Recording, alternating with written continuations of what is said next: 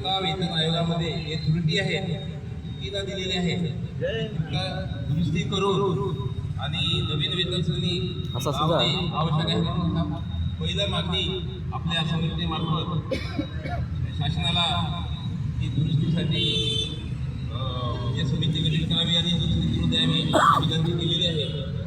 परंतु मागे ऑक्टोबर आझाद मैदानावर आपले जे राज्याध्यक्ष आणि राज्य तर्फे 2 दिवसाचा उपोषण केलेले होते आणि उपोषण करून की शासनाला तसे निवेदन सादर केले होते. परंतु शासनाने कृती घेतल्यामुळे त्यानंतर आपल्या होते त्यावेळीसुद्धा मोर्चावर काढून मोर्चाद्वारे त्यांना निवेदन दिले होते.